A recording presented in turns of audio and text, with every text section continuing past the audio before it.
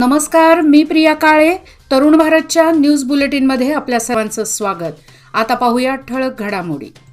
बेळगाव येथील सुवर्ण विधानसभा येथे 4 डिसेंबरपासून सुरू झालेल्या विधिमंडळाच्या अधिवेशनाची आज शुक्रवारी सांगता झाली. 10 दिवस झालेल्या या अधिवेशनात एकूण 66 तास 10 मिनिटे विधानसभेचे कामकाज चालले. अधिवेशनाच्या कामकाजासंदर्भात पत्रकारांशी बोलताना विधानसभा अध्यक्ष युटी खादर म्हणाले, 10 दिवस चाललेल्या हिवाळ्यातील 17 विधेयकांना मंजुरी मिळाली. अधिवेशनात वकिलांचे संरक्षण विनियोग विधेयकासह एकूण 17 विधेयके मांडून ती मंजूर करण्यात आली. राज्यातील 4 विमानतळांना राष्ट्रपुरुषांचे नाव देण्याची शिफारस करणारा अधिकृत ठराव व राष्ट्रपिता महात्मा गांधी यांच्या जन्मशताब्दी वर्षानिमित्त बेळगावात स्मारक उभारण्याबाबतचा खासगी सदस्यांचा ठराव एकमताने पारित करण्यात आला. उत्तर कर्नाटकच्या विकासावर सभागृहात विशेष चर्चा झाली. एकूण 42 सदस्यांनी 11 तास 4 मिनिटे चर्चा केली. उत्तर कर्नाटकाच्या विकासासाठी सरकार कटिबद्ध असून विकासाच्या दृष्टिकोनातून प्रत्येक राज्याची मागणी करणे योग्य नसल्याचे मुख्यमंत्री सिद्धरामय्या यांनी सांगितले. आज विधिमंडळाच्या अधिवेशनात ते बोलत होते. विकासासाठी आरक्षित निधीचे वापर करून विकास केला पाहिजे. कित्तूर कर्नाटकासह 5 तालुका व अतिमागासलेल्या तालुक्यांचा विकास करण्यासाठी अधिकतम निधी मंजूर करण्यात येईल, असे ते म्हणाले. सुवर्णसौध येथील हिवाळी अधिवेशनाचा आजचा शेवटचा दिवस होता, पण 9 दिवस गजबजलेल्या मैदानात आज नीरव शांतता दिसून आली. या अधिवेशनात एकूण 86 संघ संस्थांच्या वतीने आंदोलने छेडण्यात आली होती, पण आजच्या शेवटच्या दिवशी आंदोलनकर्ते आंदोलन स्थळाकडे फिरकलेच नसल्यामुळे पोलीस कर्मचारी रिलॅक्स मूडमध्ये दिसून आले. तर आता अधिवेशनाचा कालावधी संपल्यामुळे हलगा व कोंडूस्कोपचा आंदोलन परिसर निर्मनुष्य झाला असून आंदोलनस्थळी नीरव शांतता पसरली आहे. प्लास्टिकचा वापर करून रस्ते केल्यास खर्चामध्ये 10% बचत होते. त्यामुळे प्रायोगिक तत्वावर महानगरपालिका कार्यालयासमोरीलच काही मीटरचा रस्ता प्लास्टिक मिश्रित डांबरपासून केला जाईल, अशी माहिती महानगरपालिकेच्या अधिकाऱ्यांनी सार्वजनिक बांधकाम स्थायी समितीच्या बैठकीत दिली. यावेळी डांबर मिश्रित केल्यानंतर पैशाची निश्चितच बचत होणार आहे. तसेच किमान 10 वर्षापर्यंत तरी हा रस्ता खराब होणार नाही, अशी माहिती देखील देण्यात आली. यंदा पावसाअभावी भीषण पाणी टंचाई निर्माण होणार आहे. यासाठी रोजगार हमी योजनेअंतर्गत नैसर्गिक जलस्रोताचे पुनर्जीवन केले जाणार आहे. यासाठी जिल्हा पंचायत, ग्रामपंचायत पातळीवर आदेश दिले आहेत. त्यामुळे येत्या काळात जलस्रोत वाढवण्यासाठी रोजगार हमी योजनेचा हातभार लागणार आहे. रोहियो अंतर्गत गटारी, रस्ते, शेततलाव, वृक्षारोपण आदींचा विकास केला जात आहे. त्याबरोबर आता अर्धवट असलेल्या आणि नवीन विहिरींची खोदाई. झाडनवगा येथे गेल्या 4 दिवसांपासून धुमाकूळ घातलेल्या हत्तींनी आपला मोर्चा आता कौंदल शिवारात वळवला आहे. कौंदल येथील शेतकरी पुंडलिक कोलेकर यांनी आपल्या शेतात मळणी करण्यासाठी ठेवलेल्या भाताचे खाऊन तुडवून नुकसान करण्यात आले आहे. यामध्ये 2 हत्ती असल्याचे सांगण्यात येते. झाडनवगा व कौंदलच्या सीमेलगत 2 तलाव आहेत. या तलावातून मुबलक पाणी आहे.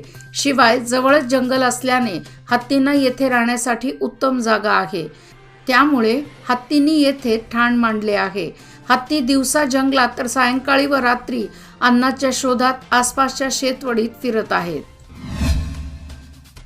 मनगुती तालुका हुक्केरी येथील लाल बहादूर शास्त्री विद्यालयात शुक्रवार दिनांक 15 डिसेंबर 2023 रोजी वार्षिक क्रीडा स्पर्धेचे उद्घाटन पार पडले. या कार्यक्रमाच्या अध्यक्षस्थानी MDMC अध्यक्ष झुंजारराव पाटील होते. स्पर्धेची सुरुवात मान्यवरांच्या हस्ते हवेत कबूतर सोडून करण्यात आले. मुलांना बौद्धिक शारीरिक विकासासाठी या गोष्टी महत्त्वाच्या आहेत. मुलांचे शरीर निरोगी असेल तर मनही निरोगी असले पाहिजे. यासाठी पुस्तकी ज्ञानाला महत्त्व आहे, तेवढेच आउटडोर गेमलाही महत्त्व आहे. दरवर्षी दक्षिण महाराष्ट्र शिक्षण मंडळ येथे वार्षिक क्रीडा स्पर्धा खेलोत्सव या नावाखाली सांघिकिक व वैयक्तिक अशा 2 दिवस भरवल्या जातात. जांभोटी ओलमणी परिसरात भात कापणी व भात मळणी आदी सुगीची कामे अंतिम टप्प्यात आली असून मळण्यांच्या कामांना स्वतंत्र वेग आल्यामुळे शेतकरी वर्गाची एकच धावपळ सुरू आहे. जांभोटी परिसरात शेतकरी वर्गाने खरीप हंगामातील भात कापणी, भुईमूग, रताळी काढणी आदी कामांना गेल्या महिनाभरापासून प्रारंभ केला आहे. यावर्षी सुगी हंगामात 1-2 दिवसाचा अपवाद वगळता पावसाने देखील शेतकऱ्यांना दिलासा दिल्यामुळे या भागातील भात कापणी व भात मळणीची कामे करण्यास शेतकरी वर्गाला अनुकूल झाले आहे. खडेबाजार येथील हिंदी प्रचार सभेतर्फे हिंदी भवन येथे भारतीय भाषा दिवस साजरा करण्यात आला. व्यासपीठावर अध्यक्ष म्हणून रुपेश व्यास, प्रमुख वक्ते डॉक्टर जयशंकर यादव, किशोर काकडे, कार्याध्यक्ष रतन पाटणकर व सचिव PD साटम उपस्थित होते. प्रारंभी वैष्णवी डोंगरे हिने ईशस्तवन व स्वागत गीत सादर केले. मान्यवरांनी दीपप्रज्वलन केले. तसेच मराठी, हिंदी, कन्नड, कोकणी भाषेमध्ये वक्त्यांनी आपले विचार मांडले. KLS गोगटे महाविद्यालयाच्या विद्यार्थ्यांनी 2022-23 या शैक्षणिक वर्षात गोगटे महाविद्यालयाने राणी चन्नम्मा विद्यापीठाच्या B.Com पदवी परीक्षेत श्वेता तहसीलदार, प्रेरणा हनमशेठ, राजश्री माळगी, युक्ता शिपूरकर, सुरभी बुकेबाग यांनी भरघोस यश मिळवले. या यशासाठी त्यांना व्यवस्थापन अध्यक्ष प्रदीप सावकार, गोगटे कॉलेजचे गव्हर्निंग काउन्सिलचे अध्यक्ष श्रीयुत A.K. तागारे, प्राचार्य H.H. वीरापूर यांचे मार्गदर्शन लाभले. 2 महिन्यांच्या प्रतीक्षेनंतर आता कुठे हिवाळ्याची चाहूल लागल्याचे चित्र दिसत आहे. गेल्या 8 दिवसात निपाणी शहर व परिसरात थंडीचा कडाका वाढला आहे. दिवसभर ऊन असले तरी थंड वाऱ्यामुळे परिसर गारठला आहे. यातून साथीच्या आजाराचे रुग्णही वाढल्याने चिंता व्यक्त होत आहे. शुक्रवारी या हंगामातील नीचांकी तापमानाची नोंद परिसरात झाली. 7 अंशापर्यंत तापमान गेल्याने कडाक्याची थंडी जाणवल्याचे दिसून आले. संपूर्ण वातावरणात गारवा निर्माण झाल्यामुळे बहुतांशी नागरिक उबदार कपडे परिधान करण्याला प्राधान्य देत आहेत.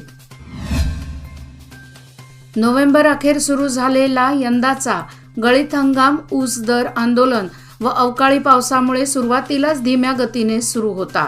ऊस दराचा तिढा सुटल्यामुळे व अवकाळी पावसाने उसंत घेतल्यामुळे गळीत हंगाम सध्या गतिमान झाला आहे. कर्नाटक व महाराष्ट्रातील विविध साखर कारखान्यांकडून कोगनोळीसह सीमा भागातील ऊसाची उचल करण्यासाठी जोरात रस्सीखेच सुरू आहे. आता एक आनंदाची बातमी. सूर शब्दांच्या ओठी आले की शब्द सुरांच्या ओठी, कुठून जुळल्या कुणा न कळल्या अशा या रेशीम गाठी. तरुण भारत एक निर्भीड पत्रकारिता, जनसामान्यांचे प्रश्न, बातम्या, ज्वलंत घडामोडीने सर्वांना आपल्यामध्ये सामावून घेतले आणि बदलत्या काळानुसार अल्पावधीतच डिजिटल मीडियामध्येही निर्विवादपणे आपला ठसा उमटवला आहे.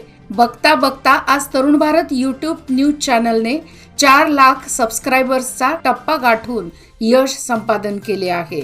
यामध्ये आपल्या सर्वांचं योगदान महत्त्वाचं आहे.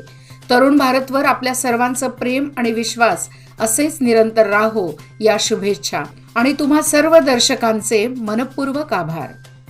याचबरोबर आजचे बातमीपत्र इथेच संपले. अधिक माहिती आणि ताज्या घडामोडी करता पाहत रहा तरुण भारत न्यूज चॅनल. तसेच आमच्या चॅनलला लाईक, शेअर आणि सबस्क्राईब करायला विसरू नका आणि विश्वासार्ह बातम्यासाठी दररोज वाचा दैनिक तरुण भारत. धन्यवाद.